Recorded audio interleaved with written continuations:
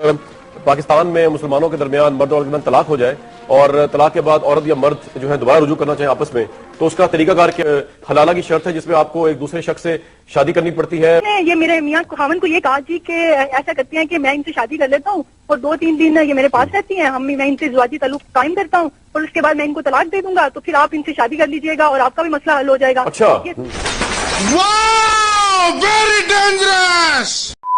दोस्तों, पाकिस्तान में हलाला जो है एक रस्म है और वो लोग इस रस्म को निभाते हैं। अगर वहाँ पर किसी का हलाला करना हो तो वहाँ के आदमी ये सोचते हैं कि हम हलाला किसके साथ करें, तो मौलाना झट से कहता है कि ये हलाला तुम मेरे साथ कर दो। मौलाना सिर्फ अपने मज़े के लिए कहता है कि ये हलाला तुम मेरे साथ कर दो। वो मौलाना जो है अपने मज़े के लिए उसके घर वालों को राज़ी कर लेता है उस लड़की का हलाला अपने साथ करवाने के लिए। और बाद में मौलाना क्या कहता है, मौलाना के साथ क्या होता है, तो चलिए वीडियो में देखते हैं। वीडियो स्टार्ट करते हैं। पाकिस्तान में मुसलमानों के दरमियान मर्द और औरत तलाक हो जाए और तलाक के बाद औरत या मर्द जो है दोबारा रुजू करना चाहे आपस में, तो उसका तरीकाकार क्या है। जबकि यहाँ के जो उलमा हैं वो बायन लार्ज इस बात मुत्तफिक हैं कि कुरान शरीफ का सरीन हुक्म है इस बारे में कि हलाला किया जाए। हलाला लफ्ज़ पे डिफरेंट इंटरप्रिटेशन हो सकती है, लेकिन बिल्कुल ये कि हलाला का मतलब ये लिया गया यहाँ पे कि वो खातून जो है उनकी शादी किसी और मर्द से की जाए और उनका ज़वाजी ताल्लुक कायम हो और फिर वहां जब तलाक मिले तब पहले खाविन से आप शादी कर सकती हैं। मेरे साथ वो खातून मौजूद हैं जिन्होंने इस शर्त की पासदारी नहीं की, उन्होंने हलाला किए बगैर जो है अपने पहले खाविन से रुजू किया। अस्सलाम वालेकुम। जी वालेकुम अस्सलाम। आपका इशू मेरे सामने आया कि आपने हलाला के बगैर जो है वो शादी कर ली दोबारा अपने पहले खाविन से। एक तो ये बता दीजिए कि आपकी कब शादी हुई और किस तरह आपकी जी मेरी 2004 में शादी हुई थी और मेरे 2 बच्चे हैं जिनमें एक बेटा है और बेटी है। मेरे हामन ने मुझे साथ में तलाक दे दी और अभी कोई 1 महीना हुआ है कि मैंने उससे दोबारा से हम दोनों। अच्छा, ये तलाक की वजह क्या बनी? जी तलाक की वजह कोई बहुत जैसे छोटी छोटी बातें होती रहती है, बड़ी होती है जाती है। इसी तरह कुछ हुआ कि मैं जॉब करना चाह रही थी और मेरे हामन को पसंद नहीं था कि मैं जॉब करूं। उनका ख्याल था कि बाहर जाएगी तो पता नहीं कितने मर्द होंगे, उनसे मिलेगी, तो इस तरह वो थोड़ा सा शक में भी मुबतला रहते थे। तो वो पहले तो मुझे आहिस्ता आहिस्ता मना करते रहे कि तुम जॉब नहीं करोगी, लेकिन फिर उन्होंने मेरे से थोड़ी सी सख्ती शुरू की कि इस बात पे फिर बात बढ़ती गई और बात तलाक तक पहुंची। अच्छा, ये तलाक जो उन्होंने दी ये वर्बल यानी कि लफ्जी तलाक थी या आपकी बाकायदा कानूनी तलाक हो चुकी है? पहले तो उन्होंने मुझे वर्बली तलाक दी और वो गुस्से में तलाक दी, जैसे कि हमारे हम ज्यादातर तलाकें होती हैं, लेकिन उसके बाद बाकायदा मुझे कानूनी तरीके से 3 बार उन्होंने तलाक के नोटिस भेजे और 2010 में कोई 1 महीना पहले दोबारा से। यानी कि 2007 से 2010 तक आप तलाक याफ्ता रही और आपकी कहीं और शादी नहीं हुई? नहीं जी बिल्कुल नहीं। अच्छा, वैसे जानना चाह रहा हूँ आपने रुजू करने का क्यों सोचा फिर दोबारा? जी जैसे कि मैंने बताया हमारे 2 बच्चे थे, एक बेटा और बेटी, तो उसकी वजह से बच्चों की खातिर हमने सोचा कि हम दोबारा से शादी। आपको ये पता नहीं है कि इस सिलसिले में जो है वो इस्लाम में उसका ताल्लुक किसी फिका से भी हो, एक हलाला की शर्त है जिसमें आपको एक दूसरे शख्स से शादी करनी पड़ती है? जी मैं यहाँ आपको बिल्कुल बताना चाहूंगी कि मेरे हावन ने एक मुफ्ती साहब से रजू किया और मुफ्ती साहब से पूछा जी कि हमने पूरा उनको मसला बताया कि हमारी तलाक हो गई है, तो अब हमें बताएं कि हम दोबारा शादी कैसे कर सकते हैं। तो मुफ्ती साहब ने मेरे मियाँ को कहा जी आपको हलाला करना पड़ेगा, यानी कि पहले आप किसी और बंदे से शादी करें, इनकी तरह की जाए और वहाँ से उनके साथ अज़वाजी ताल्लुकात जब कायम हो जाएं, उसके बाद वो इनकी तलाक हो जाए तो फिर वो ये दोबारा से आपसे शादी कर सकती हैं। तो मेरे मियाँ ने अब ये सोचा तो वो थोड़ा सा उन्होंने कहा जी इसके अलावा कोई अगर तरीका बता दें, तो वो मुफ्ती साहब ने कहा जी इसके लिए दूसरा तरीका यही है कि मैं अपनी खिदमत पेश कर सकता हूँ।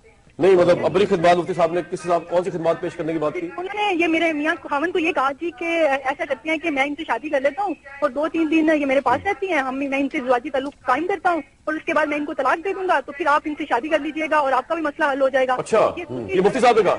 जी बिल्कुल, ये मुफ्ती साहब के अल्फाज थे।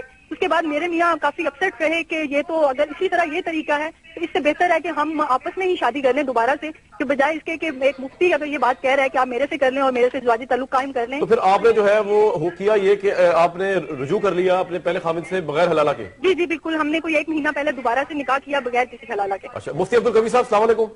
वालेकुम। आपको आपने की बात सुनी है? हाँ मैंने इनकी पूरी बात सुनी है। अब खातून के लिए मैं अदबन ये अर्ज करूंगा कि जो कुछ वो जिंदगी गुजार रही हैं ये शरीयत के भी खिलाफ है, पाकिस्तान के कानून के भी खिलाफ है। मुफ्ती साहब वो करे क्या? मैं वो तो ठीक है जिंदगी गुजार रही है, गैर शरीय आप कह रहे हैं। फौरी तौर पर अलहदगी इख्तियार कर ले किसी मुस्तनद आलिम दीन से। मैं इंशाअल्लाह एक हफ्ते के बाद पाकिस्तान आ रहा हूँ, अगर मुझसे ये राब्ता कर लें और वो नोटिस वगैरह मुझे भिजवा दें तो मैं अपनी खिदमत हासिल करने के लिए तैयार हूँ। और खिदमत वाली बात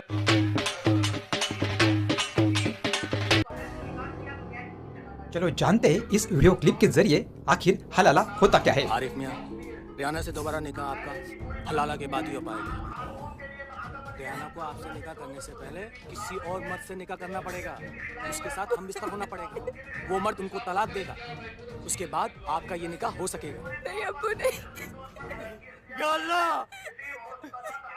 मेरी बच्ची के साथ हलाला। दोबारा निकाह कराने के लिए हलाला की रस्म अदा करनी ही होगी, यही शरीयत का कानून है, हम सबको मानना ही होगा। हम कुर्बानी देंगे। देखा मौलाना कितना महान आदमी है, कितनी बड़ी कुर्बानी दे रहा है। ऐसी कुर्बानी कौन दे सकता है? कमेंट करो। रेहाना से निकाह हम करेंगे। आप लोगों को किसी तरह का कोई एतराज तो नहीं है ना? जफर साहब, एतराज तो कोई नहीं है हम लोगों को, लेकिन ये है कि आरिफ मियाँ को एतराज नहीं होना चाहिए। आरिफ के एतराज का हम परवाह भी नहीं करते। वीडियो में आगे वो मौलाना उस लड़की के साथ निकाह कर लेता है और 3-4 बार हलाला कर लेता है। बाद में उसका पति उस मौलाना से बोलता है कि मौलाना अब आप उसे तलाक दे दो, लेकिन मौलाना मना कर देता है। दोस्तों, अगर आपको ये मूवी पूरी देखनी है तो वीडियो लास्ट तक जरूर देखिए। वीडियो के लास्ट में आपको इस वीडियो की लिंक मिल जाएगी। हलाल शायद आप जानते होंगे, जी हाँ, वही जिसमें मुस्लिम अल्लाह का नाम लेकर किसी बेजुबान जानवर के गले पर छुरी चलाकर मार डालता है। ऐसे ही कुछ हलाल में भी होता है। या छुरी से महिला को मारा तो नहीं जाता, लेकिन एक रात के लिए उसकी इज्जत का सौदा किया जाता है। जब कोई तलाकशुदा महिला अपने पति से दोबारा शादी करना चाहती है तो उसे एक अजनबी के साथ शादी करके कम से कम एक रात उसके साथ गुजारनी पड़ती है। इसमें हम विस्तर होना जरूरी है, इससे ही हलाल कहते हैं। इसके बारे में मुस्लिम धर्म से बाहर बहुत कम लोग जानते हैं। न्यूज चैनल आज तक के स्टिंग के बाद चैनल पर हुए बहस में बीजेपी नेता, संघ विचारक और मुस्लिम धर्म गुरुओं के अलावा 2 पीड़िताएं साजिया खान रुबीना और रीशा खान शामिल थे। इस बहस के दौरान साजिया ने इमाम एसोसिएशन के अध्यक्ष मौलाना साजिद रशीदी से पूछा कि एक लड़की को खरीदकर 1000 रुपए में उसका हलाल कराया गया था, वो क्या था? इस पर उन्होंने कहा कि यह इस्लाम के तहत हराम है। जिसने भी आपके साथ यह किया है हम उसे सजा दिलाएंगे। स्टिंग ऑपरेशन गाजियाबाद का है।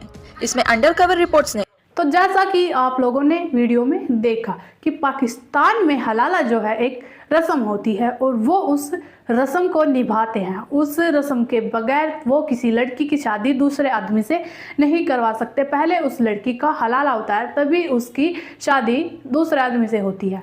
और वहाँ के इंसानों को अगर किसी लड़की का हलाला करना है, उसके हलाला करने के लिए कोई लड़का ना मिले तो मौलाना कहता है कि ये हलाला तुम मेरे साथ कर दो। वो मौलाना लड़कियों के मज़े लेने के लिए उस लड़की के घर वालों को जो है मना लेता है, राज़ी कर लेता है उस लड़की के मज़े लेने के लिए, उस लड़की का अपने साथ हलाला करवाने के लिए। और मौलाना से कहे कि अब इस लड़की का तुम्हारे साथ हलाला हो गया है, 2-3 दिन बीत गए हैं, अब तुम इस लड़की को तलाक दे दो। तो मौलाना कहता है कि मैं इस लड़की को तलाक नहीं दूंगा। तो मौलाना जो है वो सिर्फ लड़कियों के मज़े लेता है, वो हलाले के नाम पर जो है लड़कियों का फ़ायदा उठाता है, लड़कियों के मज़े लेता है और फिर बाद में कह देता है कि मैं इसको तलाक नहीं दूंगा। तो ये जो है मौलाना बिल्कुल गलत कर रहा है। तो आप लोगों को वीडियो कैसी लगी? आप मौलाना के बारे में अगर हमें कुछ कहना चाहते हैं तो हमें कमेंट करके ज़रूर बताइएगा और वीडियो को लाइक एंड सब्सक्राइब जरूर कीजिएगा। तब तक के लिए जय श्री राम।